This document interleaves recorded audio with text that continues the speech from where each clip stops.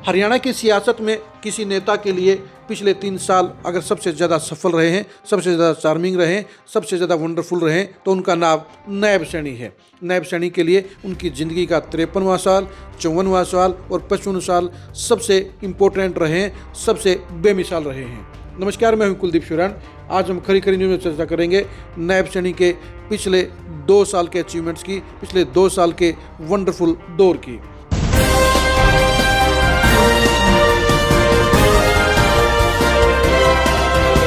नायब सैनी के लिए उनकी ज़िंदगी का 53वां साल ही बेहद खास बन गया था, क्योंकि बीजेपी ने उन्हें प्रदेश का अध्यक्ष बना दिया था और उनकी ज़िंदगी का सबसे खास दौर शुरू हो गया था। उनकी ज़िंदगी का 54वां साल इसलिए इम्पोर्टेंट रहा क्योंकि उन्हें किस्मत ने राजयोग दिलाने का काम किया और वो मनोहर लाल खट्टर की जगह हरियाणा के मुख्यमंत्री बन गए। उनकी ज़िंदगी का 55वां साल और भी ज़्यादा वंडरफुल रहा।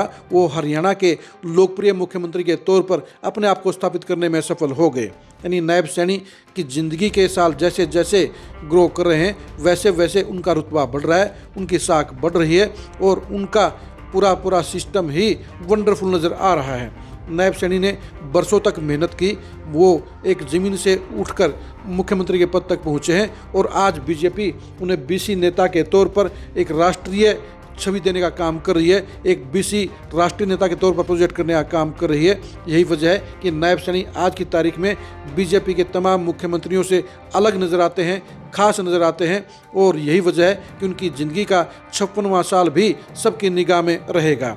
नायब सैनी के सामने इस 56वें साल में दोहरी चुनौती रहेगी। पहली चुनौती हाईकमान की तरफ से उनके ऊपर डाली गई है, उन्हें पंजाब में बीजेपी के पक्ष में माहौल बनाने का जिम्मा दिया गया है और इसलिए नायब सैनी हरियाणा के साथ साथ पंजाब पर भी बराबर का फोकस कर रहे हैं। वो पंजाब में लगातार कार्यक्रम कर रहे हैं, वो पंजाब में लगातार रैलियां कर रहे हैं और बीसी नेता के तौर पर वो वहाँ की बीसी बिरादरी के ऊपर बड़ी छाप छोड़ने में सफल भी हो रहे हैं। अगर बीजेपी की पंजाब में सरकार बनती है तो उसका सबसे ज़्यादा क्रेडिट नायब सैनी को जाएगा। यानी नायब सैनी के अंदर बीजेपी हाईकमान एक बड़े नेता की खूबियाँ देख रही है और इसलिए उन्हें महाराष्ट्र और बिहार में भी बड़ी जिम्मेदारियां दी गई थी।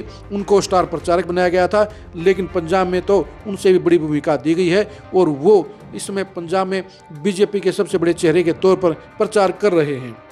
ऐसे में 56वां साल उनके लिए पंजाब में पार्टी के माहौल को बनाने की चुनौती भरा रहेगा।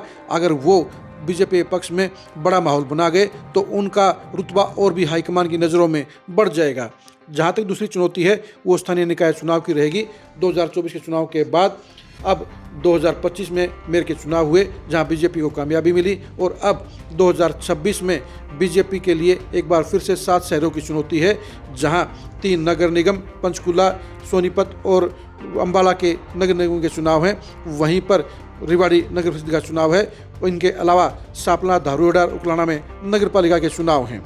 मुख्यमंत्री बनने के बाद नायब सैनी के लिए 2026 की ये पहली चुनौती होगी और इस चुनौती में बीजेपी के साथ साथ नायब सैनी की भी परीक्षा रहेगी, क्योंकि 3 नगर निगमों के अंदर इसमें बीजेपी के मेयर हैं और ये बीजेपी के मेयर कायम रखना नायब सैनी की जिम्मेदारी है। और तीनों में बीजेपी का अगर दोबारा से दबदबा रहता है, तीनों शहरों में अगर बीजेपी के मेयर बनते हैं तो नायब सैनी की बल्ले बल्ले हो जाएगी, उनकी लीडरशिप के ऊपर तालियां बजेंगी और उनका रुतबा और भी बढ़ जाएगा। और ये लक्ष्य हासिल करने के लिए नायब सैनी की टीम पूरे बीजेपी के सिस्टम के साथ जुट गई है और बीजेपी हाईकमान भी हरियाणा के इन 7 शहरों के चुनाव को लेकर खासा चौकस हो गया है और उसकी नज़र हरियाणा के ऊपर लगी हुई है। अब देखने की बात ये रहेगी कि नायब सैनी अपनी ज़िंदगी के 56वें साल और 2026 के इस चुनावी घमासान में किस तरह से चुनौतियों से पार करते हैं और किस तरह से सफलता के टारगेट को हासिल करने का काम अंजाम तक पहुंचाते हैं। आप नायब सैनी की ज़िंदगी के इन 2 सालों के बारे में क्या सोचते हैं, कमेंट करके जरूर बताइए। क्या नायब सैनी की अगुवाई में बीजेपी पंजाब में बड़ी कामयाबी हासिल कर सकती है? क्या नायब सैनी की अगुवाई में 7 शहरों के चुनाव में बीजेपी विपक्षी दलों का सुपड़ा साफ कर सकती है? इसके बारे में आप क्या सोचते हैं, कमेंट करके जरूर बताइए। नायब सैनी की सियासत की एक्सक्लूसिव खबरों को जानने के लिए आप लगातार खरी खरी न्यूज़ के साथ बने रहिए। आप हमारे फेसबुक पेज को फॉलो कीजिए, आप हमारे यूट्यूब चैनल को सब्सक्राइब कीजिए। नमस्कार।